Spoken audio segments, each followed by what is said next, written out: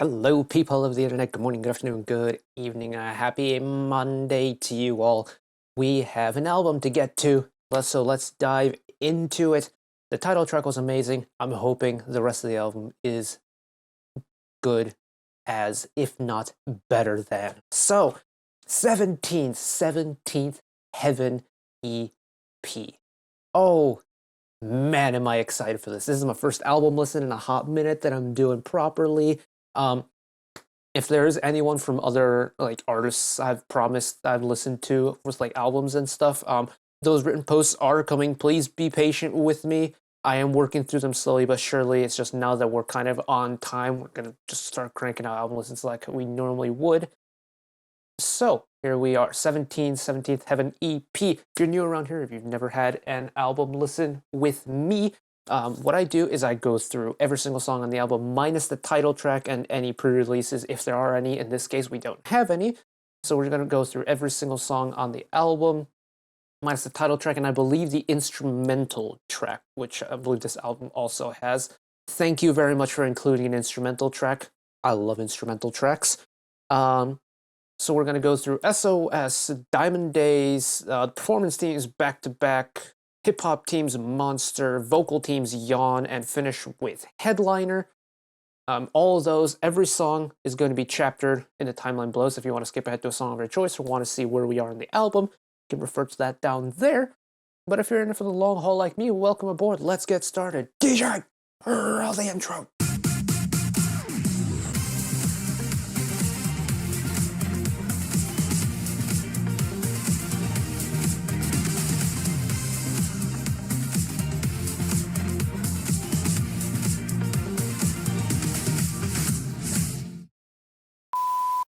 We've had some poor luck with album listens in the last month or so, so there may be a chance that this gets blocked. Again, I don't know. Playlists have been hit or miss for me when it comes to album listens. I feel like we've gotten away with 17s for the most part. It's just From Us are the ones that I usually get cut on, which I still don't understand why that happens, but if that is the case, there'll be a link below to an uncut, or at least a full version of it. Because if it does, whatever makes it onto YouTube is going to be cut up. So that's enough waffling. That's enough admin stuff for me. Let's get started. This is track number 1, SOS, production by Marshmello. How did this happen? This is so cool. But lyrics by Woozy Boomzoo, Shannon, composition Woozy Boomzoo, and Marshmello. No arrangement credit. Ooh, very interesting.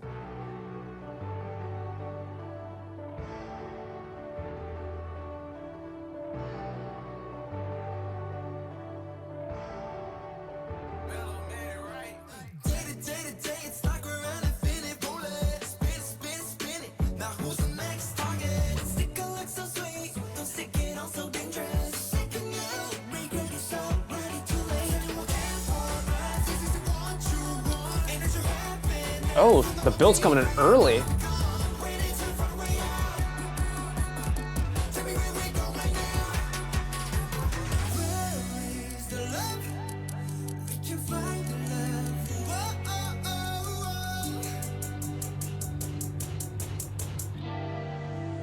Ooh.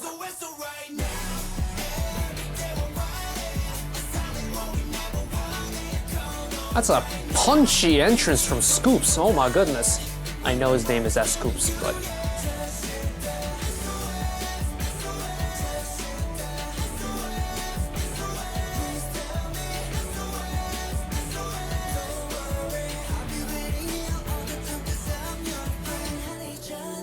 it's gritty and it's punchy, but it's also very anthemy. And you can definitely hear the Marshmello in the background too. It's very much a Marshmello production with all the synth work going on.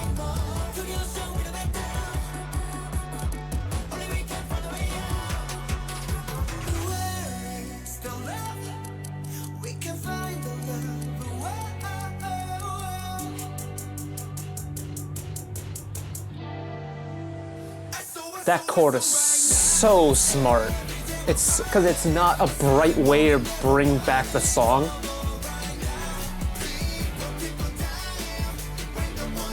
Well, yeah, it's gritty. SOS, SOS. Like, even this part, when it does get a little bit more melodic, it's still gritty.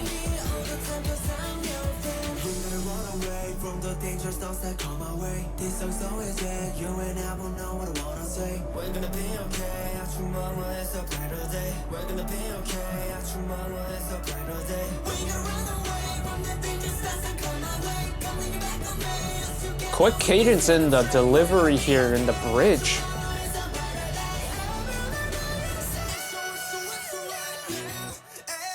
Dr. Boo with the high note this time around.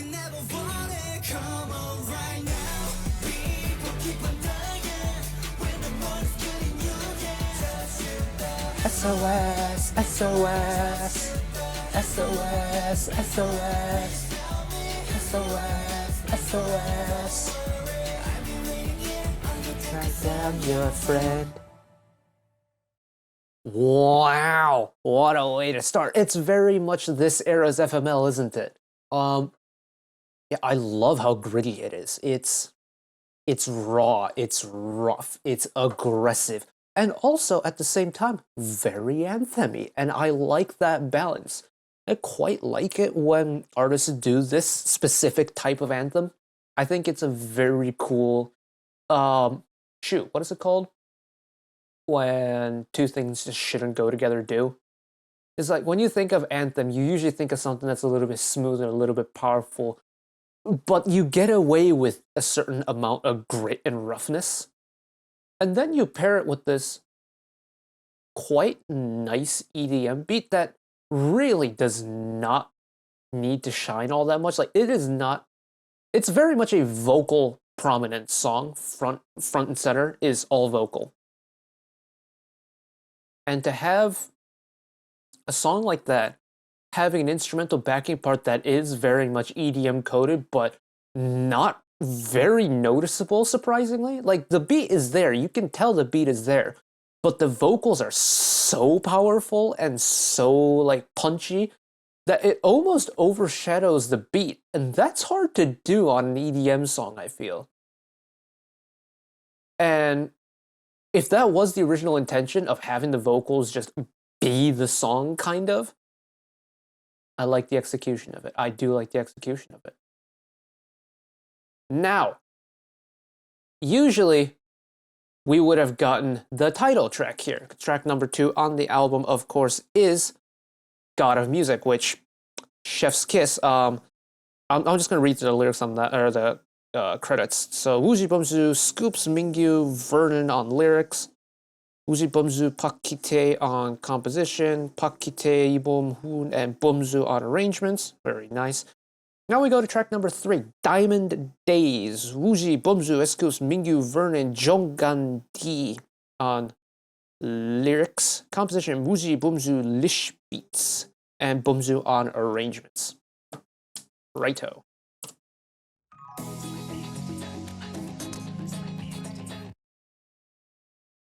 Are we calling back to their pre-debut?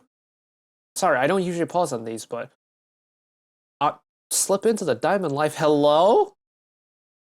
I'm also stuffed because I found that song very recently, and it has changed. It has changed how I perceive 17 music, and it's been better. It's been a better time since I discovered that song. Sorry, I usually don't pause, but slip into the Diamond Life. Slip into the Diamond Life. What a callback, man.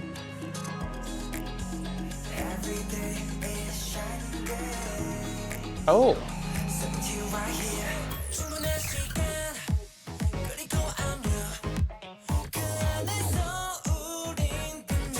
It's glitchy, but also funky.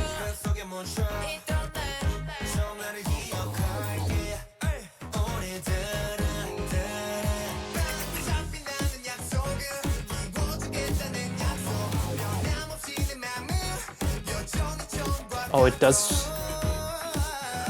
Oh, DK, get smooth with it.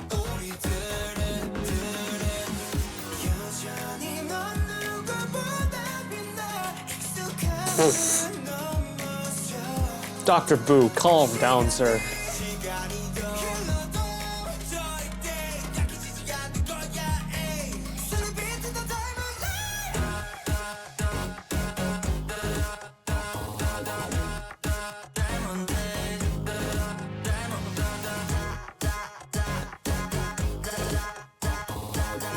I love how glitchy this chorus is.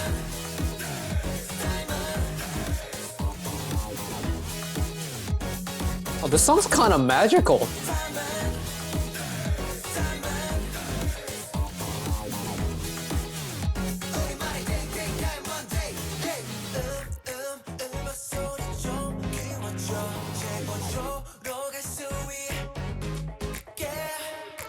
It's nice to get a little bit of more delicate as Scoop's vocal parts, because for the most part, it's been pretty rough and gritty for this album so far.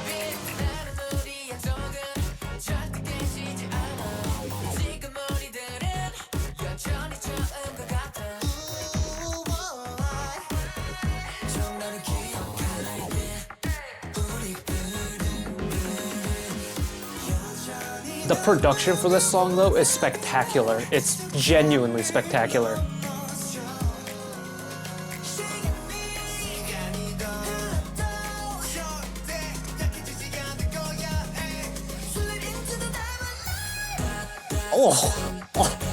Oh, the high notes on display in this song are chef's kiss.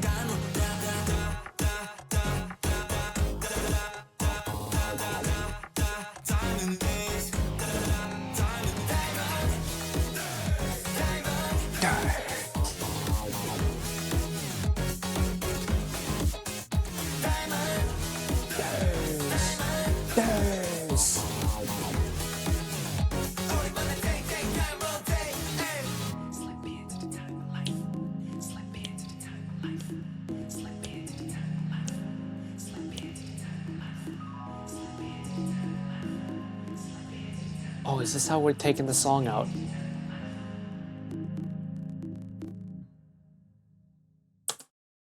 No, genuinely, the production of this song is spectacular. I love how they go glitchy with it into the... I think that's so sick. And that's the fact that the song is kind of like an entire callback to their pre-debut. It's not just to slip into the Diamond Life part. The composition is genuinely like an entire callback.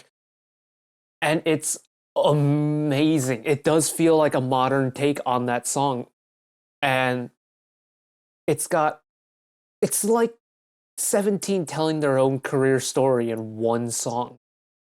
And I think that's so cool.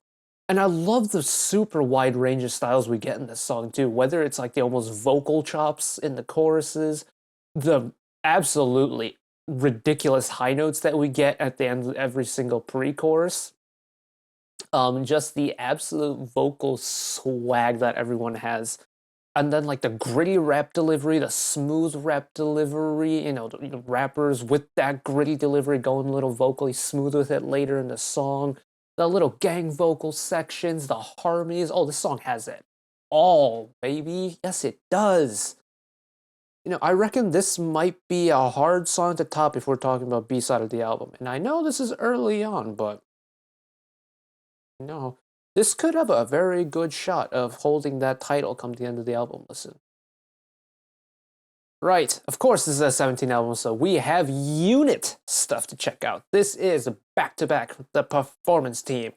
Lyrics, Woozi, Bumzu, Mr. Hoshi, Woozi, Bumzu, and... Oh! It's a tuck composition. Tuck on composition and arrangements. Hell yeah! Alright, let's send it one time.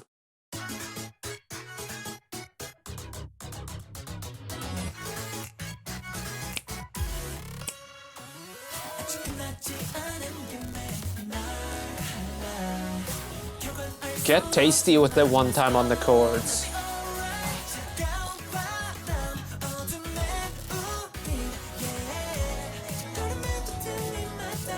It's also...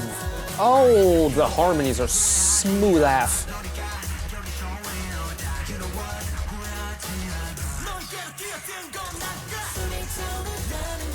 I like the ramped up intensity in that part. And then switch it with the smoothness.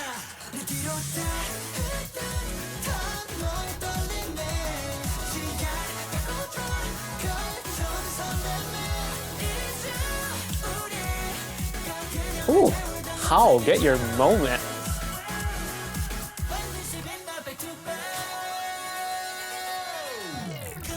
Nice sustain. Love hearing the A just pop off on vocal out of the blue. It's so nice.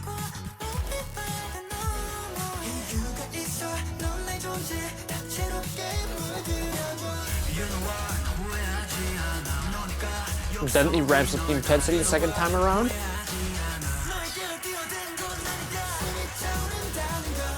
Also, this pre-chorus feels like it lasts an eternity. It's so long. That does make the release a lot more satisfying, though.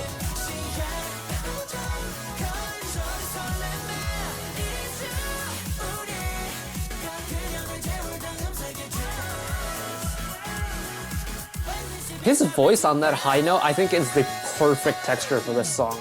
Because I can imagine like Dino, Hoshi, and Jun doing the high note. I feel like the 8 really has the best fit for that.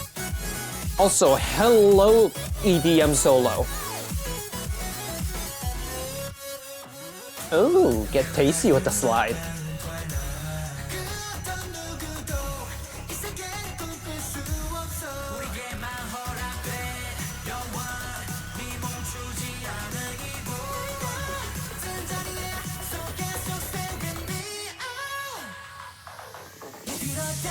There's the release.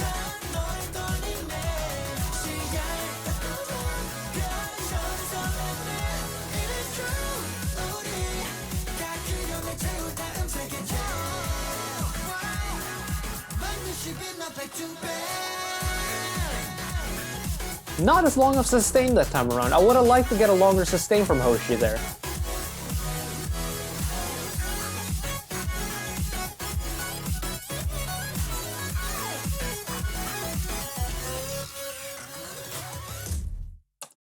I like that this song has a lot of sliding up and down.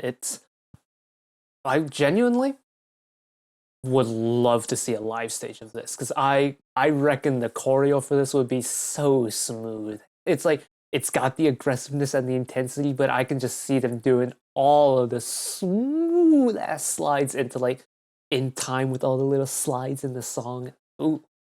But overall, the song is very funky, is very nice. We get a nice range in the vocals once again, and I can't complain. I mean, the Minghao high note is spectacular. I think it's a great way to accent that chorus. I made that thought very clear. I also like the way they kind of flip back and forth with, like, especially in that really nice hefty pre-chorus, they'll start off with a bit more aggressive, a bit more gritty, and then they'll go the second time around, right? Even, it's still in the same pre-choral phrase. In the first half, they'll go intense, they'll go a little bit more aggressive, a little bit more in your face. The second time around, they'll ease up a little bit, go a little bit more melodic. And I think the contrast that creates is so nice. Ooh. Ooh. That might be one of my favorite performance team songs in a hot minute. Right. Hip-hop team. Now, hip-hop team songs are always a little bit scary for me, because I've mentioned this on a lot of releases that we've covered on the channel in the past year. This is not my forte. This is not my realm of expertise. I mean, I don't really have a realm of expertise, but you get my point. Hip-hop is not a genre of music that I'm very comfortable with or I'm familiar with. I just don't have any connection whatsoever.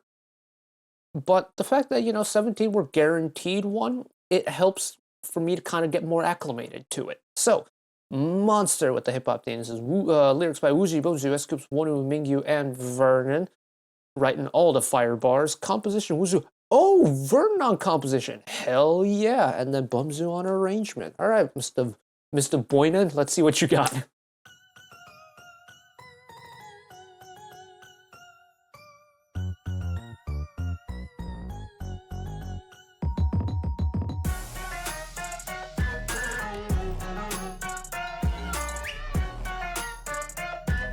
Haunted house platformer vibes right now.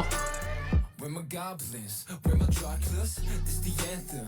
Throw your claws up, stay the indoor, two stay the indoor. Hit the jackpot, this a trick or treat tour. 요즘 봄 펌핑 마치 펑킨. 네가 노는 뭐 그 안에 난 꽉해. ready thriller. 사람들은 가끔 소금 속에 내들 곁에 먼데 잘 나가면 얼마나 잘 나간다고 떠들썩해. Pull up in the all black roster. 지금 나의 삶은 such a pop star. 못 믿겠어 놀러 와봐 concert. 모두 너만 부르잖아 monster. I like that this is not a very intense R&B, or not R&B, hip-hop song. It makes it a lot more palatable for my brain. Yeah, the Haunted House platform revive is also very good, very appropriate for this time of the year. Bottle like a monster, bottom to the topster, sunglass, they gon' that's a bouncer. Party like a rockstar, every day, super dead. 내 폼을 대고 찍고 부산 가는 좀비. 고개를 숙여 bounce down, 밤낮 없이. Very nice. Cut the instrumental out for S. Scoops' lead in. 사람들은 가끔 소금 속에 내들 곁에 먼데 잘 나가면 얼마나 잘 나간다고 떠들썩해. Pull up in the all black roster. 지금 나의 삶은 such a pop star. 못 믿겠어 놀러 와봐 concert. 모두 너만 부르잖아 monster.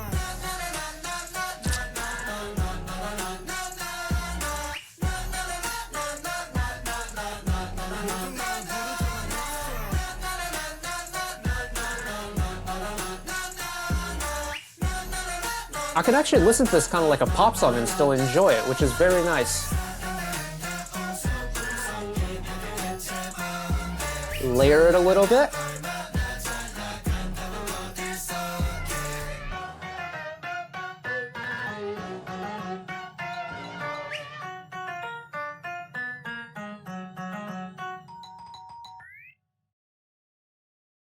That's not bad. That's not bad. That's actually very nice. I mean, seasonally, it's very appropriate, isn't it? Like, we're coming up to, what, the end of October now? Oh, yeah, we're almost in the last week of October, actually. But there's just something, I mean, apart from the aesthetics of it and this very much being Halloween coded, the song itself flows very nicely in a way that's, like, palatable for me. Like, I mentioned before, like, hip-hop is not my forte. And while I'm trying to check out more in the hip hop scene, especially in like the K hip hop scene, with like we've done Penomiko and Zico, we did the whole Code Kunst album, we've done like Din Din releases, various bits and pieces here and there. But every single time I approach a release like that, I'm always a little bit nervous as to like how I'm going to enjoy it, if I'm going to enjoy it, how I'm going to react to it, not like on camera, but how my body and how my brain is going to react to it. But with Monster, that fear went immediately out the window. And I like that about this. It's very much a more pop-oriented hip-hop song for me, and that makes understanding it and like listening to it a lot easier for me. I do wonder about one thing in this song in particular. I know like hip hop team songs, they haven't like shied away from doing auto-tune, but is there a reason why only Mingyu got like the heavy auto-tune treatment? Because I'm thinking back onto like Game Boy is a song that immediately comes to mind for me in hip hop team, but that song, I mean, video game aesthetic aside, was heavy on the auto-tune. But this time around, it was just a Mingyu. I mean, that Mingyu and Vernon stack like vocal fry part was a little bit filtered as well, but I feel like it was mainly noticeable with Mingyu, especially having his part followed up with non-modified vocal parts. So I do wonder what the stylistic choice behind that was. Not that I hate it or anything. Like, I actually find it quite charming that there's one person that gets the auto-tune treatment. I just wonder why that was the case. But I like it. A little seasonal hip-hop song? I'm on board with that. I'm on board with that. Right. Vocal team. My boys. This is Yawn, track number 6. Lyrics by Woozi.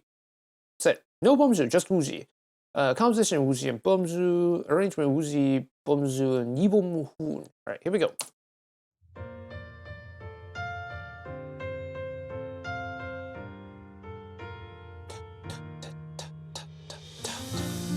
Oh, we're going all soft one time. It's a song in 3 as well. 1, 2, 3, 1, 2, 3. 지나가는 달 위로 멀어지는 Oh, it might be 12/8 actually. One of those songs that can be interpreted as either 3 or 4.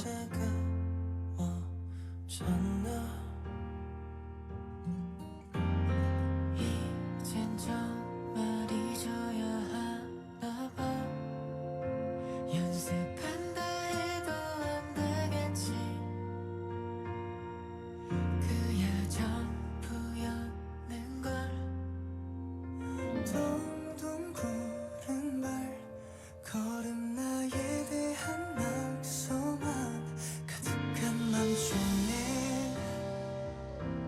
적어둔 부탁이 있어 Oh, getting DK on that lower but breathier tone. 걸 너도 알잖아 그렇게 아픈 걸 말도 못하고 혼자 끙끙댔을걸 내게 뭐래 네가 없잖아 넌 나의 손미니까 미안해 하지만 그저 모자라 분명 난 오늘 바보 같은 거야 Oh,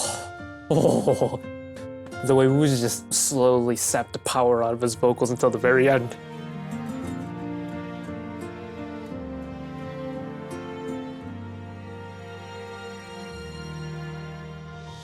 And hello, string section, my people. 걸음 나에 대한 낙서만 가득한 맘속 Subtle harmony in the background too. 그려온 바람이 있어 널 미워하지 마주한 선택이었던 걸 너도 알잖아 그렇게 아픈 걸 말도 못하고 혼자 끙끙댔을걸 내가 모를 네가 Oh, 없잖아 넌 나의 손 this is the perfect ballad. It really is. The swells are nice and gradual. The lyrics are super meaningful. The instrumental section is absolutely gorgeous. The pacing of it is perfect.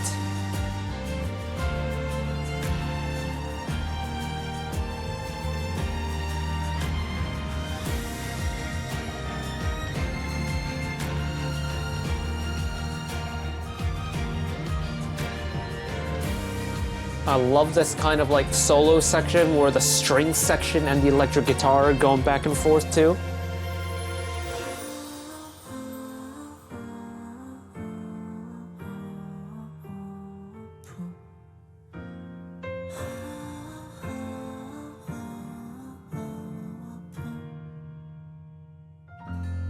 나를 숨쉬 Oh, oh, I've got tears in my eyes. Hold on. 네가 없는 나의 마음 모자라 있는 것만 같은 거야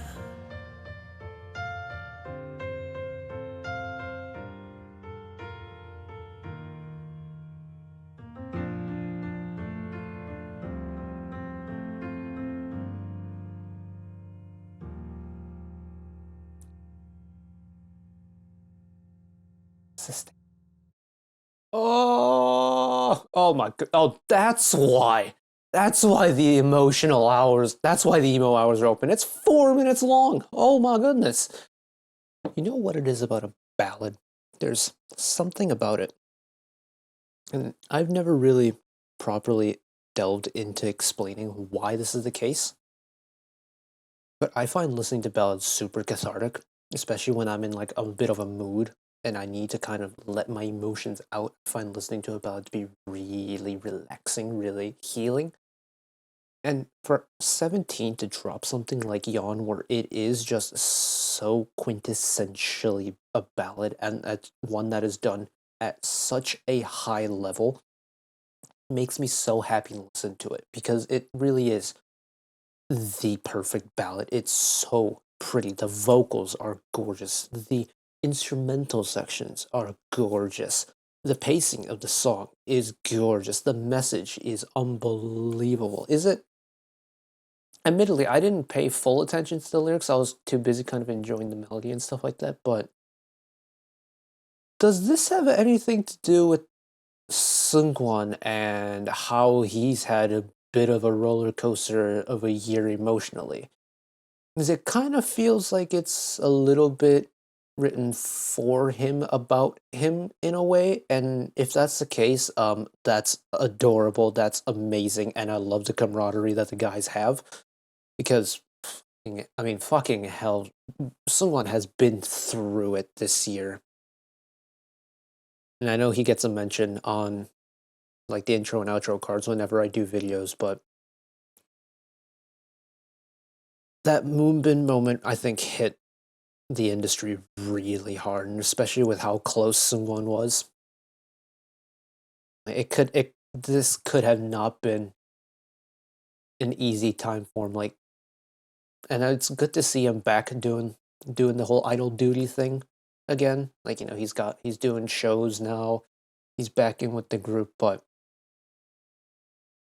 I could not imagine what it feels like losing your best friend like that so suddenly. And I think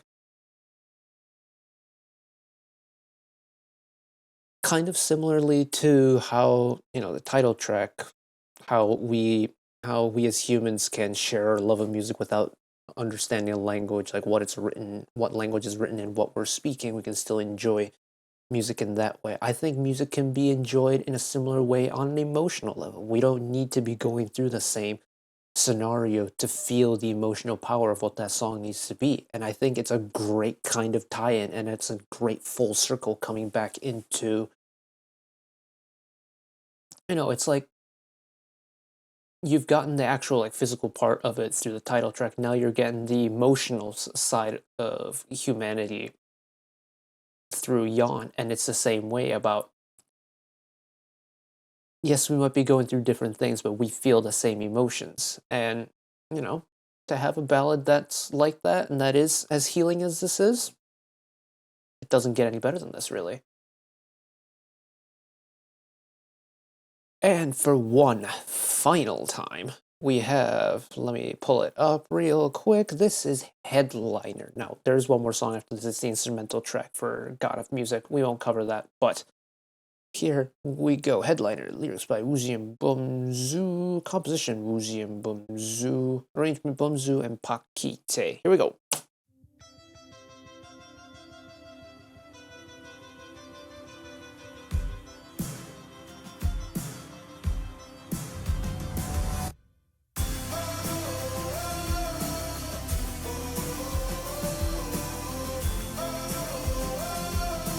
We got a finale anthem on our hands, like a proper one.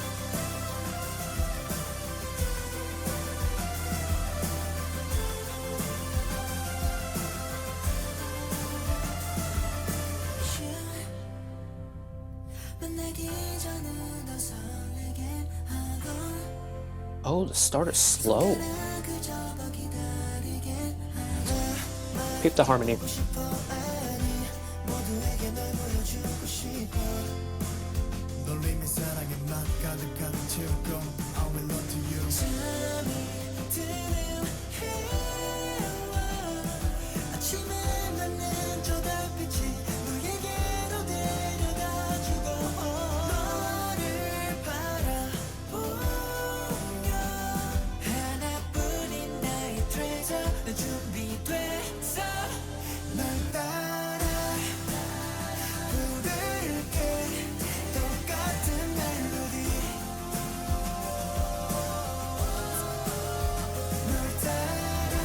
Oh, the moving vocal part there is freaking gorgeous.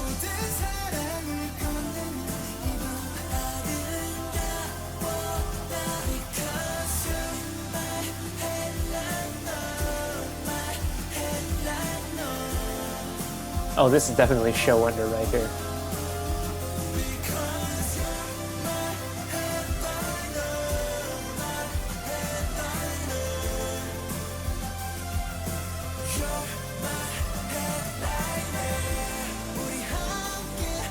Oh,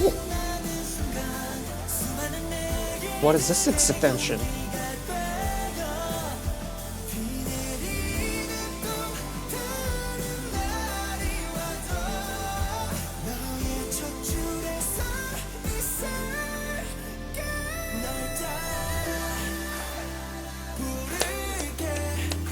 Attaboy, boo.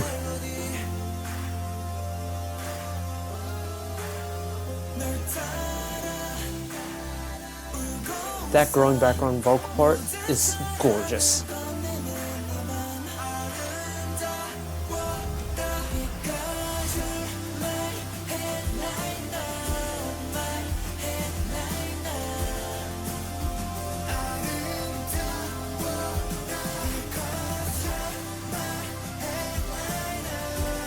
I can just imagine this being the final song to a concert.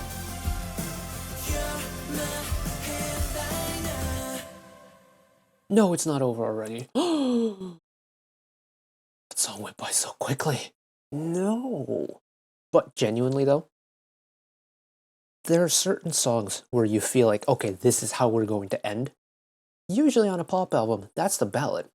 Not this time.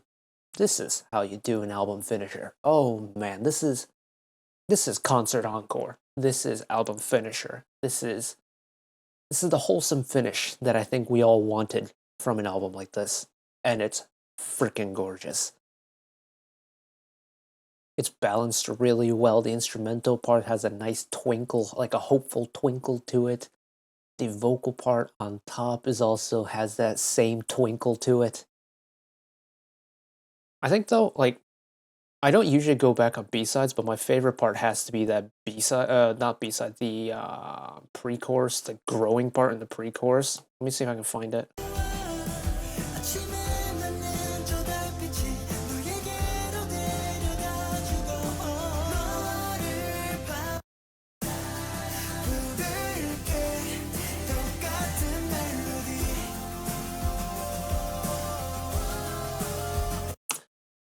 That's so cool.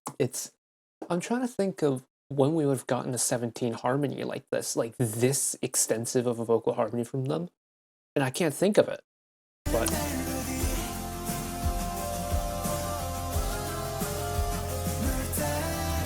it's the way it grows. You have like a main starting note, you have a second part, I think you have a second or third part. One of those two starts moving around, and while it goes through that little scale, it keeps adding more and more parts that sustain. So you have like three or four notes that are being held. Then you have one extra part that moves inside of that established chord, and it just creates.